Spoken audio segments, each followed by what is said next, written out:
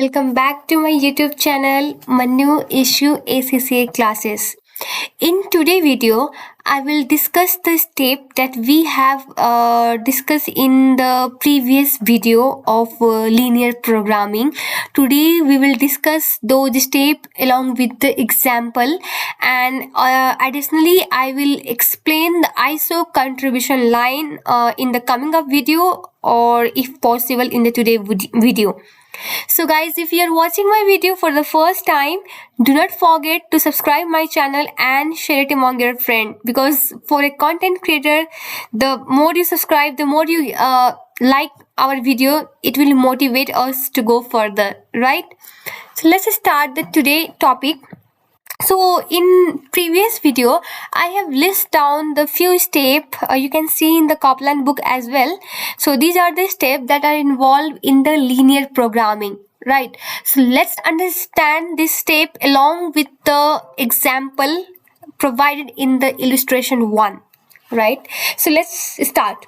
So illustration 1 says that a company produced 2 products in the 3 departments. So they have listed out the 3 departments A, B and C, and they also provided the name of the product that they produce, that is the product X and the product Y. So these are the 2 products that are produced in the 3 department A, B and C.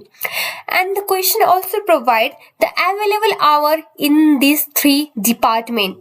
And in the last, they provided us the contribution per unit, right?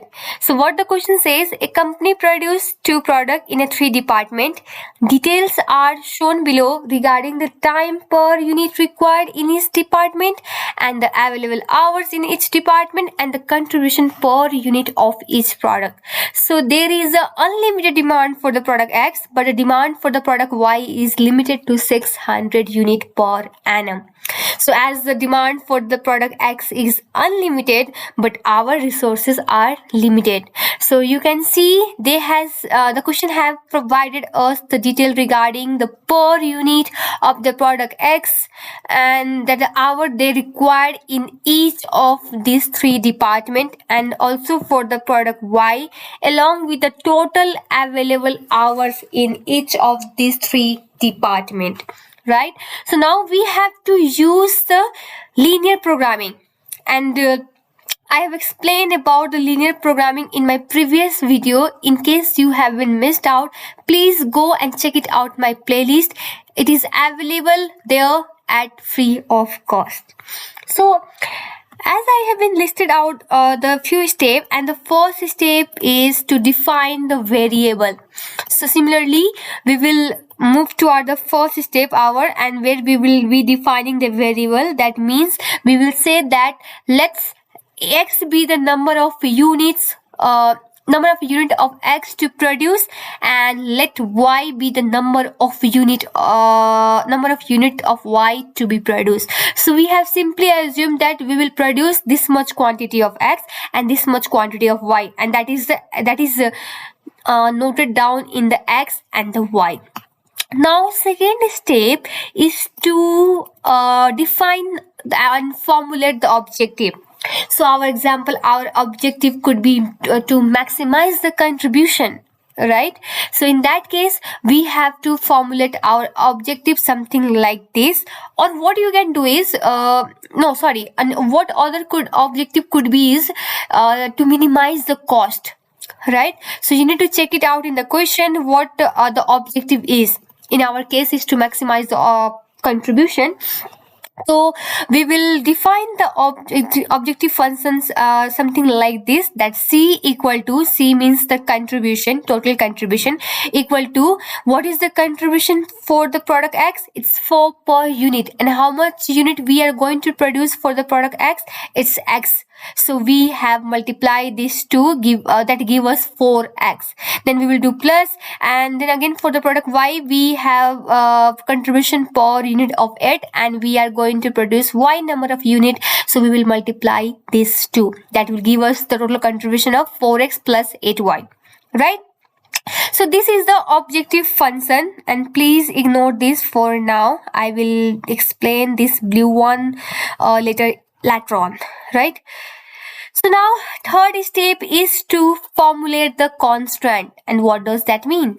Means what is the available time and how much each unit will be required. Suppose in department A, one unit required 8 hours, and and for the product Y it requires 10 hours. So that means 8. If we are producing the X unit, so how much total hour we need in the department A? 8 into X, that means 8X, and other is 10 into Y, that will be 10Y. So adding these two should not exceed 11,000. We can we use the 11,000 or less than 11,000, but we can't have more than 11,000 hours available in the department A. Similarly, for department B, our product X is using the 4 hours and product Y is using the 10 hours. So how much unit we are producing for the product X? So it's X unit. So we will multiply 4 into X, and for the product Y we will multiply 10 into Y. So adding these two, it should not exceed more than 9,000. That's why we can use 9,000 or less than 9,000, but we can't use more than 9,000 because there is limit of 9,000. So that's why they have shown here the sign of less than or equal to, right? And similarly for the third department, right? But there is one more constant that you need to define, is non-negativity constant. Means that your X and Y should be greater or equal to 0. Means you can't produce the product in the negative value, right? It could be 0 or it will be more than 0. So that's why you need to define this constant as well. You need to write it down that 0 less than or equal to X and Y, or X and Y should be greater or equal to 0. You can write any way, whichever you feel easy. So, and one more thing, in the question they told that the limit for the product Y, demand is limit to 600. So that means we will have one more constant, that means Y will be less than or equal to 600, right? So we can't produce more than 600 because the demand is limited to the 600, but we can produce 600 or less than 600. That's why the sign of inequality has been placed here. So I hope up to this point it is clear. So now step 4 is to draw the graph and identify the feasible reason. In my previous video, I have explained how to draw the graph using the linear inequality equation. Now, in order to draw the graph for these three, whenever you see the sign like this, it is the linear inequality. But if there is equal to sign, that is known as linear equation. But in order to draw the graph, we need a linear equation, not the linear inequality. So that means we will assume that we will utilize all the resources available. That means we will utilize 11,000 wholly, 9,000 wholly, 12,000 wholly. So we will have a linear equation that will something like this: at x 8x plus 10y. I will write it down here. Just wait. So now our linear equation I will show only for department A. You can write similar for department B and C. So 8x plus 10y equal to 11,000. So this is our linear equation. Other for department B will be 4x plus 10y equal to 9,000, and similarly for C you can write it down. So this is the linear equation. So in order to plot the graph, we need a linear equation, and we have done that, and we also need a 2 point to plot this line, but we don't have. What to do in that case? So how we will get 2 point from this linear equation? I have also explained this in my previous video. You can go and check it out. The link will be linked over your screen, or you can find it from the description box as well of this video. So now in order to find the 2 point, you need to assume 0, like what you can do is you will assume that x will be 0, then you can find the value of y, then you will get the 1 point. Then again you will assume y will be 0, then you will find the value of x, so you can get the 2 point in this way, right? Similarly, for the other equation you can do adopt the similar approach. Here you can see in the question they have assumed x0 and they got the value of y as 1100, so they got a 1 point, that is the 0 and 1100. And in other case, if similarly for the other equation you can do this, like if you will assume x equal to 0, then you will get the value of y, and when you will assume y value 0, you will get the value of x. Okay, so in this way for 3 of the equation we got our 2 point, and we need to plot this point here. So for one equation I will show how to plot. Suppose for the department A equation, so this is an equation, right? Here you can see for department A, and we got our first point, that is the x0 and y 1100, and other one is 1375 and 0. So let's move to the graph and check it out how they have done. So you can see for department A they have pointed out on 1375 and y value is 0 at this point, and other one was 1100 where x value was 0. So we have just find our 2 point and we will join this line, and this will be for department A. Similarly we will do same for the department B and the C. And one more equation we have regarding the number of demand for the product y, which is the 600. So we will draw a straight line, that means y equal to 600, that's it, right? So now we got our feasible reason. You can see the point, the line I am drawing. So the A to B line, and B to C, then C to D, and D to E, then E to back to the position A. So these are the feasible reason where we will get our optimum point, right? So that means optimum point means the point that will indicate the value of x and y, and that will be the number of unit that we will produce for the product x and the product y, and that will maximize our contribution, right?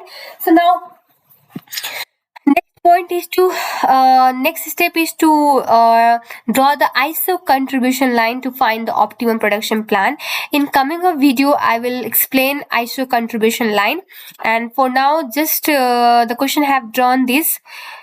I will keep the link of the same in the description box of this video. You can check it out as well.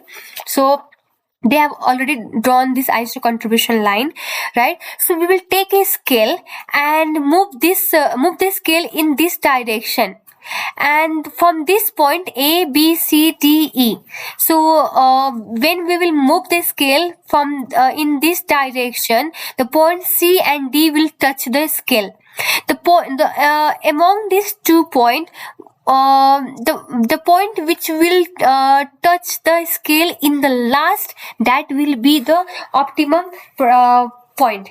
Okay, so in our case the C will be the point that will touch up the scale in the last, so C will be our optimum production point, right? Or what you can do is, how can you find the value is, you need to find the value of A, that is the 0 in our case because it is at the point of origin, right? And similarly you need to find the value of B. The value of V is, the point of the V is 0 600, because the value of X is 0 and Y is 600, right? And similarly you need to find the value of C, and in order to find the value of C, it is not possible, but you need to find out the line which is intersecting at this point, and that is this one line and the department A line. So you need to use your school level knowledge to find out the value of these two equation, value of x and y using these two equation. And I hope you guys are aware about this. So using this you will get the value of C, and similarly for D, the line intersecting the D at the D is department A and department C1, and solving these two equations you will get the value of D as well. And similarly for the E, you can get the value of E is 1000 and 0. So now we got the all of this point, and you need to put this point in our objective function. Those points that will give the maximum contribution will be your optimum production plan.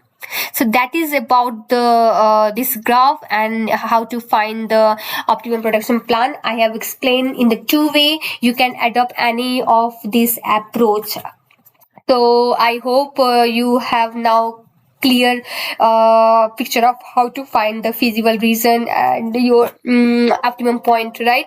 So in coming video I will explain regarding the ISO contribution line. Till date, please stay tuned with my channel and don't forget to subscribe for more video like this. So thank you so much guys, have a good day.